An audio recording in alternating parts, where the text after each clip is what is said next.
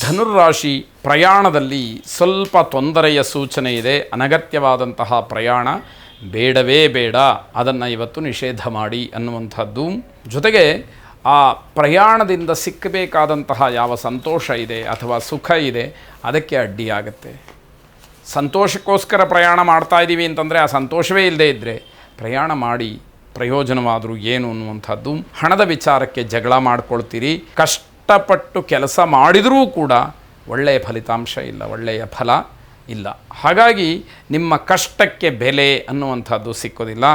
ಯಾರಿಗೂ ಕೂಡ ಸಾಲವನ್ನು ಕೊಡಬೇಡಿ, ಸಾಲವನ್ನು ಕೇಳಬೇಡಿ, ಸಾಲದ ವಿಚಾರಕ್ಕೆ ಹೋಗಲೇಬೇಡಿ. ಇವತ್ತು ಮಾಡಿದಂತಹ ಸಾಲ ನಿಮಗೆ ದೊಡ್ಡ ಮಟ್ಟದಲ್ಲಿ ನಷ್ಟವನ್ನು, ಅತಿಯಾದಂತಹ ಕಷ್ಟವನ್ನು ತಂದಿಡುತ್ತೆ ಅನ್ನುವಂತಹ ಸೂಚನೆ. ಕಾರ್ಯಕ್ಷೇತ್ರದಲ್ಲಿ ನೀವೆಷ್ಟೋ ಕಷ್ಟಪಟ್ಟು ಕೆಲಸ ಮಾಡ್ತೀರಿ, ನೀವು ಮಾಡಿದಂತಹ ಕೆಲಸ ಗಮನಕ್ಕೇ ಬರೋದಿಲ್ಲ, ಅದು ಯಾವ ಲೆಕ್ಕಕ್ಕೂ ಸಿಕ್ಕೋದಿಲ್ಲ. ನೀವು ಶ್ರಮಪಟ್ಟಿದ್ದಷ್ಟೇ ಲಾಭ ಅನ್ನುವ ಹಾಗೆ ಆಗತ್ತೆ. ದುರ್ಗಾ ಪ್ರಾರ್ಥನೆಯನ್ನು ಮಾಡಿ. ಜಯಂತಿ ಮಂಗಲಾಕಾಲಿ ಭದ್ರಕಾಲಿ ಕಪಾಲಿನಿ ದುರ್ಗಾ ಕ್ಷಮಾ ಶಿವಾಧಾತ್ರಿ ಸ್ವಾಹ ಸ್ವಧಾ ನಮೋಸ್ತುತೆ ಎಂಬುದಾಗಿ 12 ಸಲ ಪಠನೆ ಮಾಡಿ ಶುಭವಾಗಿ. ಮಕರ ರಾಶಿ ಮನೆಯವರ ಯೋಗಕ್ಷೇಮದಲ್ಲಿ ವ್ಯತ್ಯಾಸವಾಗುತ್ತೆ, ಗೊಂದಲವಾಗುತ್ತೆ. ನಿಮಗೆ ಯಾರನ್ನು ಆರೈಕೆ ಮಾಡಬೇಕು, ಯಾರನ್ನು ಸರಿಯಾಗಿ ನೋಡ್ಕೊಳ್ಬೇಕು ಅನ್ನುವಂತಹ ವಿಚಾರಗಳು ಮುನ್ನೆಲೆಗೆ ಬಂದಾಗ ಗೊಂದಲವನ್ನು ಮಾಡಿಕೊಳ್ತೀರಿ. ಸ್ಥಿರ ಆಸ್ತಿಯ ವಿಚಾರಕ್ಕೆ ಕಲಹ, ಜಗಳ ಆಗ್ತಕ್ಕಂಥದ್ದು. ಪಿತ್ರಾರ್ಜಿತವೋ ಪೂರ್ವಾರ್ಜಿತವೋ ಸ್ವಯಾರ್ಜಿತವೋ ಒಟ್ಟಾರೆ ಆ ಸ್ಥಿರಾಸ್ತಿಯ ವಿಚಾರ ಬಂತು ಅಂತಂದರೆ ಜಗಳ, ಸಮಾಧಾನ ಇಲ್ಲದೇ ಇರತಕ್ಕಂಥದ್ದು. ನವವಿವಾಹಿತರಲ್ಲಿ, ಇತ್ತೀಚೆಗಷ್ಟೇ ಮದುವೆ ಆದಂಥವರಲ್ಲಿ ಸಾಂಸಾರಿಕ ಜೀವನದಲ್ಲಿ ಬಿರುಕು ಬಿಡ್ತಕ್ಕಂಥದ್ದು. ಒಬ್ಬರನ್ನೊಬ್ಬರು ಪರಸ್ಪರವಾಗಿ ಅರ್ಥ ಮಾಡಿಕೊಳ್ಳೋದಕ್ಕೆ ಆಗದಲೇ ತೊಂದರೆಯನ್ನು ಅನುಭವಿಸ್ತಕ್ಕಂಥದ್ದಾಗತ್ತೆ. ಸಮಾಜ ಸೇವೆಗೆ ಮನಸ್ಸು ಮಾಡ್ತೀರಿ. ಸಮಾಜಕ್ಕೇನೋ ನಾನೊಂದಷ್ಟು ಸೇವೆಯನ್ನು ಮಾಡಬೇಕು, ಸಮಾಜಕ್ಕೆ ಉತ್ತಮ ಸಂದೇಶವನ್ನು ಸಾರಬೇಕು ಅನ್ನುವಂತಹ ಚಿಂತನೆಗಳು ಮನಸ್ಸಿಗೆ ಬರುವಂಥದ್ದಾಗತ್ತೆ. ವ್ಯಾವಹಾರಿಕವಾಗಿ ಯೋಜನೆಗಳನ್ನು ಸ್ವಲ್ಪ ಮಟ್ಟಿಗೆ ಬದಲಾವಣೆ ಮಾಡಿಕೊಳ್ಬೇಕಾದಂಥದ್ದಿದೆ.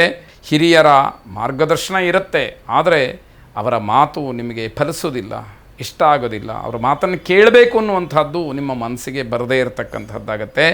ಲಕ್ಷ್ಮೀನಾರಾಯಣ ಹೃದಯ ಸ್ತೋತ್ರವನ್ನು ಶ್ರವಣ ಮಾಡಿ ಅಥವಾ ಪಾರಾಯಣವನ್ನು ಮಾಡಿಸಿ ಶುಭವಾಗಿ.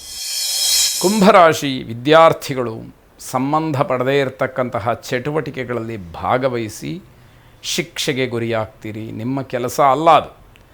ಓದನ್ನು ಹೊರತಾಗಿ, ಓದಿಗೆ ಪೂರಕವಾದಂತಹ ಚಟುವಟಿಕೆಗಳನ್ನು ಹೊರತಾಗಿ ಉಳಿದ್ಯಾವುದೂ ಕೂಡ ನಿಮ್ಮದಲ್ಲ. ಆದರೆ ಈ ಎರಡನ್ನು ಬಿಟ್ಟು ಉಳಿದ ಎಲ್ಲ ವಿಚಾರಗಳಲ್ಲಿ ನೀವು ಸಕ್ರಿಯರಾಗಿದ್ದರೆ ಶಿಕ್ಷೆಗೆ ಒಳಪಡಬೇಕಾಗತ್ತೆ ಅನ್ನುವಂಥದ್ದು ಖಚಿತವಾಗುತ್ತೆ. ಅನಗತ್ಯವಾದಂತಹ ವಿಚಾರಗಳಲ್ಲಿ ಭಾಗಿಗಳಾಗ್ತೀರಿ. ಕೊನೆಯಲ್ಲಿ ಪಶ್ಚಾತ್ತಾಪ ಪಡ್ತೀರಿ. ಪ್ರಯೋಜನ ಏನು? ಅಷ್ಟೊತ್ತಿಗೆ ಸಮಯ ಮೀರಿ ಹೋಗಿರುವಂಥದ್ದಾಗಿರುತ್ತೆ. ಮಧ್ಯಾಹ್ನದ ನಂತರದಲ್ಲಿ ಸಮಯ ಚೆನ್ನಾಗಿಲ್ಲ. ಯಾವುದಾದ್ರೂ ಒಳ್ಳೆಯ ಕೆಲಸ ಮಾಡ್ತೀವಿ, ಸರಿಯಾದಂತಹ ಸಂಪರ್ಕಕ್ಕೆ ಸಿಗ್ತೀವಿ ಅನ್ನೋದಾದರೆ ಮಧ್ಯಾಹ್ನಕ್ಕಿಂತ ಮುಂಚಿತವಾಗಿ ಅದು ಇರಲಿ ಅನ್ನುವಂಥದ್ದು. ಬೇರೆಯವರಿಗೆ ಸಹಾಯವನ್ನು ಮಾಡಿ ನೀವು ಹೆಸರನ್ನು ಮಾಡ್ತೀರಿ. ನಿಮ್ಮಿಂದ ಸಹಾಯ ಆಯಿತು ಅಂತ ಹೇಳಿ ಬೇರೆಯವರು ಹೇಳ್ಕೊಳ್ತಾರೆ, ಅದು ಮುಖ್ಯವಾಗುತ್ತೆ. ಕೈ ಹಿಡಿದಂತಹ ಕೆಲಸಗಳು ಪೂರ್ಣವಾಗುತ್ತೆ. ನಿಮ್ಮ ಮಹತ್ವಾಕಾಂಕ್ಷೆಗಳು ಈಡೇರ್ತಕ್ಕಂತಹ ಸೂಚನೆಗಳಿದೆ.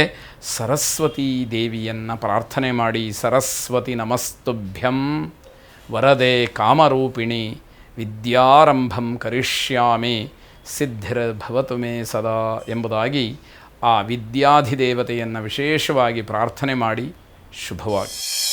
ಕೊನೆಯದಾಗಿ ಮೀನರಾಶಿ ಆರೋಗ್ಯದಲ್ಲಿ ವ್ಯತ್ಯಾಸ ಇರತಕ್ಕಂಥವ್ರಿಗೆ ಸ್ವಲ್ಪ ತೊಂದರೆ ಇದೆ. ಎಚ್ಚರಿಕೆಯನ್ನು ವಹಿಸಲೇಬೇಕಾದ್ದು, ತುಂಬ ನಿಗಾವನ್ನು ವಹಿಸಬೇಕಾದಂಥದ್ದು. ತಂದೆ ತಾಯಿಯ ಜೊತೆಯಲ್ಲಿ ಅಥವಾ ಹಿರಿಯರ ಜೊತೆಯಲ್ಲಿ ವಾದ ವಿವಾದಗಳು ಏರ್ಪಡಬಹುದು, ಅದು ಒಳ್ಳೆಯದಲ್ಲ.